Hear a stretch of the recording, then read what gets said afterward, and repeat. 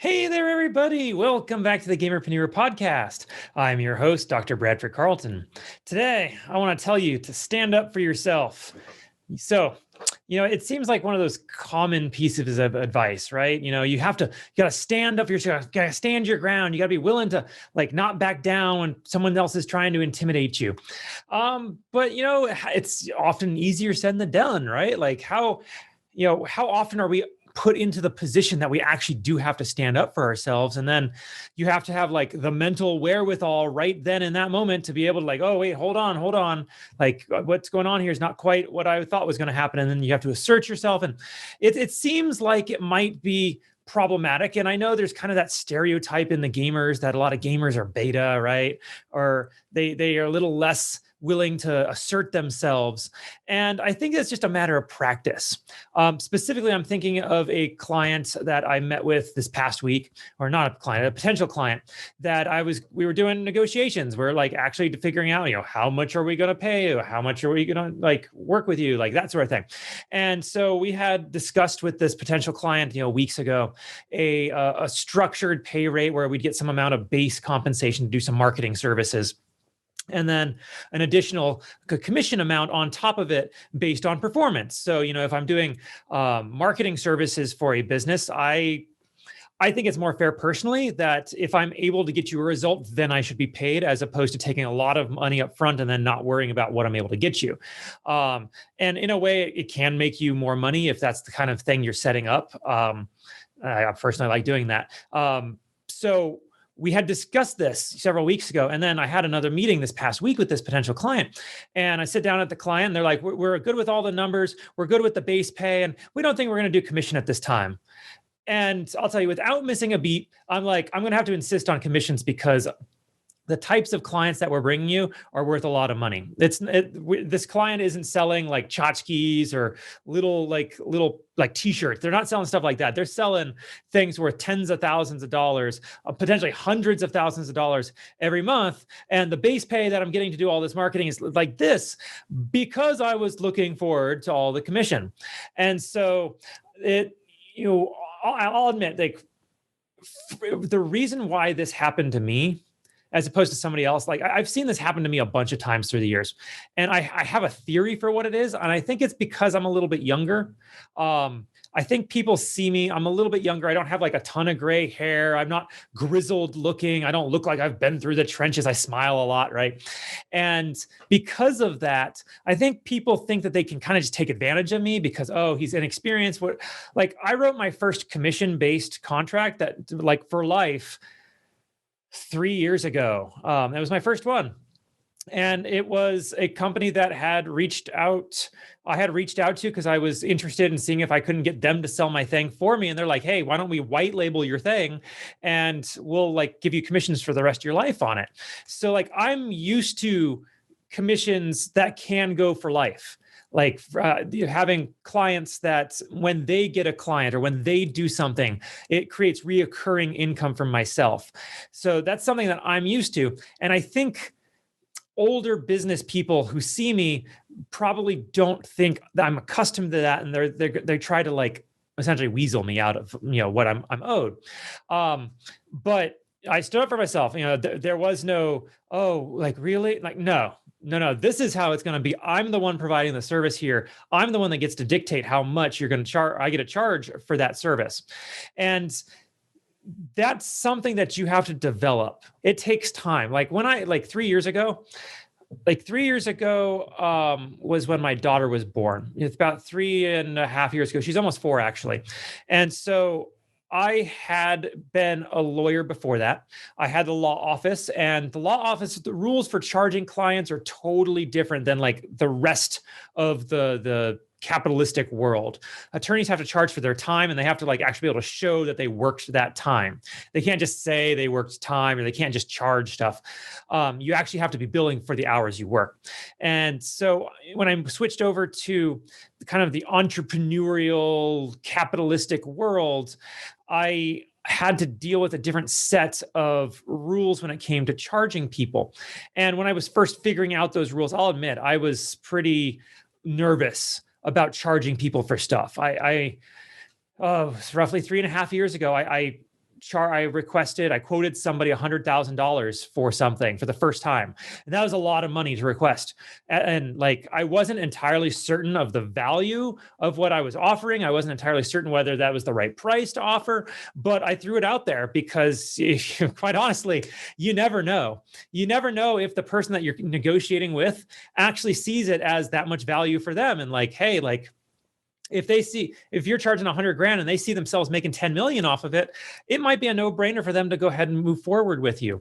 I will say I most likely kind of had a leg up because my very first private practice job getting out of law school. So out of law school, I went to work for a court, and out of the court, I went to work for a firm. And at that firm, I was charging $5,000 fairly almost weekly to clients for various legal things that we had to do. And that was, a upfront retainer. And we expected that it was going to be $5,000 to do all the work necessary. So like I was used to like larger numbers, and $5,000 is a lot of money for a lot of people. But then that number went up to $25,000 for certain clients, and based on the case, based on the situation. And I got into the entrepreneurial world, and here I asked for $100,000 for the first time, and that was freaking scary. It was really scary because like I was like, what happens if they say no? And they said no. Actually, we didn't even hear back. They just ghosted us after hearing that. But then shortly thereafter, I got into the contract that allowed for the reoccurring commissions for every sale that company made forever. And so long as they sold my product, and they eventually discontinued my product. It was a Facebook ads type training kind of thing. And as I learned really quick, as I was trying to keep that book and content updated, there's just no way to keep up with Facebook ads. It's a full-time position, and it wasn't what I wanted to do. So eventually that kind of ended, but I was used to it. I was used to that. And I have offered other clients the option of paying me a lifetime commission for doing services for them, or a higher upfront fee. And often they'll prefer to take the upfront fee just because they want a one-time cash payment.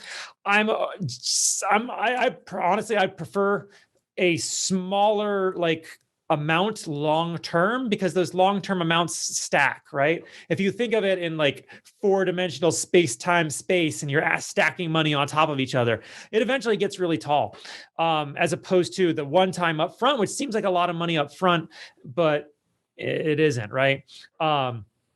So like, you got to, like, my point was stand up for yourself.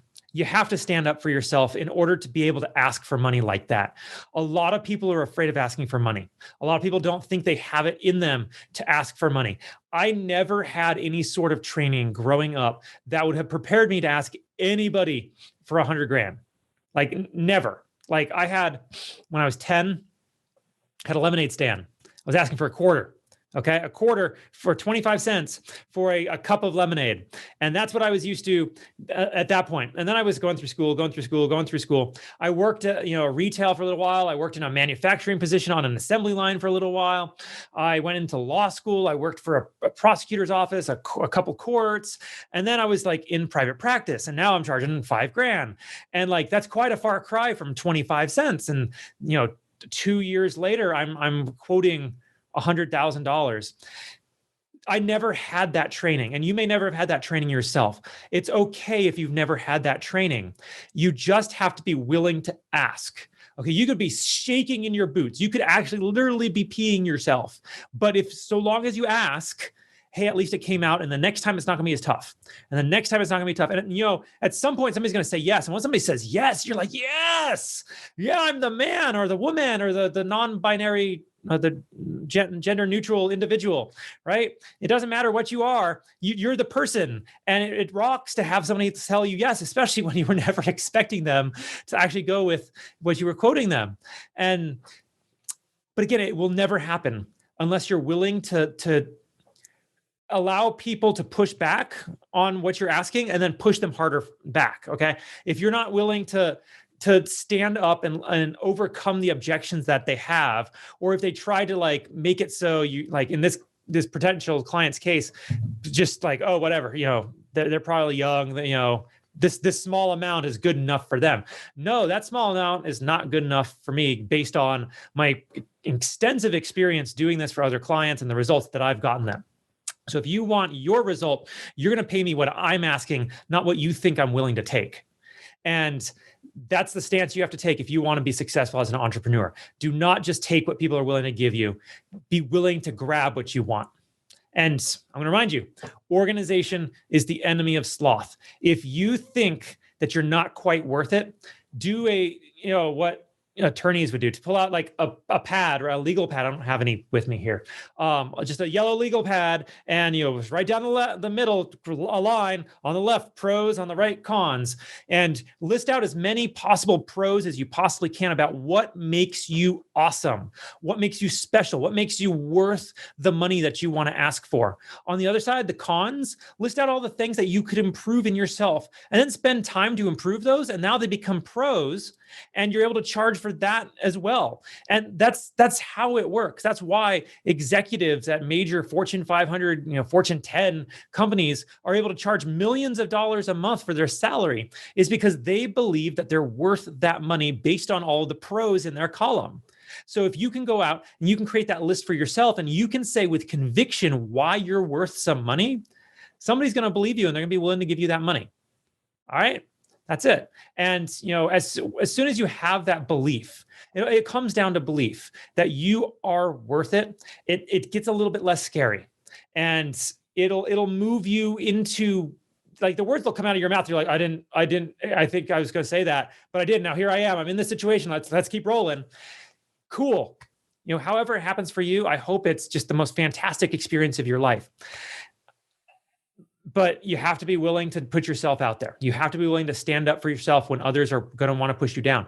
On the streaming side, because, I get a lot of streamers who watch this, when you're looking for sponsors, don't just take what they're willing to offer.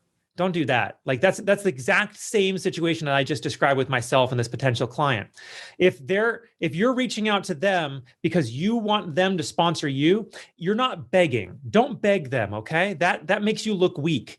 Instead, you want to be an advertiser for them. You want a marketer for them. You want them to be able to feature their product or their service on your stream. You're the one who has all the control there. You're the one with the audience. You're the one with the viewers. And if you can leverage those viewers, you get to charge what you believe that those viewers are actually worth. All right. And it's law of supply and demand. How many viewers do you get? How engaged are they? How often do they purchase? That sort of thing.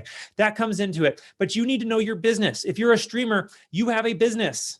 It's either that or a hobby. And if it's a hobby, I don't know why you're watching me, because I'm trying to show you guys how to make money, and money comes from having a business. So take some time, figure out what you're worth. And then when they come in like, hey, we'll give you a package of free coffee every month. You're like, no, I get like 30 viewers every single time I go live. Like, the amount of coffee that you're going to sell per month is worth way more than the amount of money this one bag of beans is worth to me. Like, honestly, if you think about it, how much is that bag of beans of coffee worth to a coffee company? Well, it cost them the paper to put it in. So we're talking maybe a couple cents for the bag, maybe. And then the beans themselves, well, you're talking a couple cents, maybe $1. It's not that much. So they're going to give you a bag of coffee, and they're going to make how much money off of you? And you're like, oh, I got a sponsor. This is so cool. Don't do that. No. They need to come to you, make them kiss the ring. That's how it goes. All right? Don't be just a gamer. Be a gamerpreneur.